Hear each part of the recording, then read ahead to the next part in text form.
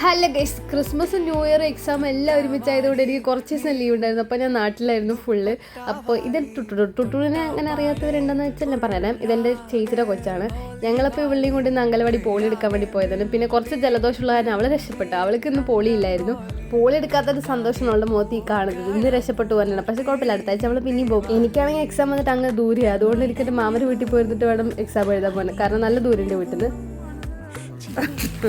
എവിടെയൊക്കെ പോകണം തോന്നണം അവിടെയൊക്കെ പോവുക. നമുക്ക് ഒഴിവ് കിട്ടുമ്പോഴല്ലേ പോകാൻ പറ്റുള്ളൂ. അപ്പോൾ പോയിട്ട് വരാം. ഇങ്ങനെയൊക്കെ പറയുന്നുണ്ടെങ്കിൽ വൈകുന്നേരം 6 മണിക്ക് ശേഷം വീട്ടിൽ നിന്ന് പുറത്തിറങ്ങാൻ സമ്മതിക്കാത്ത ഒരാളാണ്.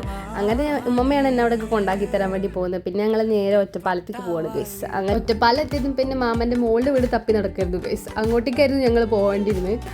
നീ പോയിട്ട് ആദ്യം പോയി വഴിയൊക്കെ കണ്ടിട്ട് വാ, പറഞ്ഞിട്ട് വാ. ഞാനും ഇവിടെ അവിടെ നിന്ന് ഇരിക്കാം. ഇനി അതുവരെ വന്നിട്ട് ഇവിടെ എല്ലാം പറഞ്ഞ വീണ്ടും നടക്കണ്ട. ഓ വഴി കണ്ടിട്ട് വാ.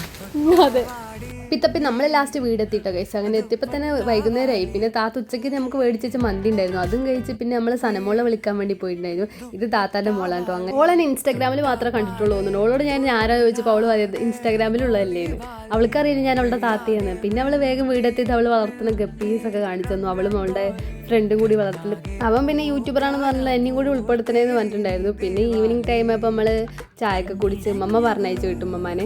സ്കൂളിലാന്ന് വെച്ചാൽ ഈ ക്രോഷി ഉണ്ടാക്കുന്നത് പഠിപ്പിക്കുന്നുണ്ട്. സത്യം പറഞ്ഞാൽ എനിക്ക് അതിൻ്റെ പേര് പോലും അറിയത്തില്ലായിരുന്നു കേട്ടോ. അവളാണ് ഇങ്ങനെ ഓരോന്ന് എനിക്ക് എന്നിട്ട് കുറേ എനിക്കിത് ഉണ്ടാക്കി തന്നു ഗൈസ്. എന്നിട്ട് എന്നെയും കുറേ പഠിപ്പിക്കാനുള്ള ശ്രമിച്ചു. പക്ഷേ എനിക്കെന്താണ് അത്രയ്ക്കുള്ള കഴിവില്ലാത്തതുകൊണ്ട് എനിക്കത് കിട്ടിയില്ല.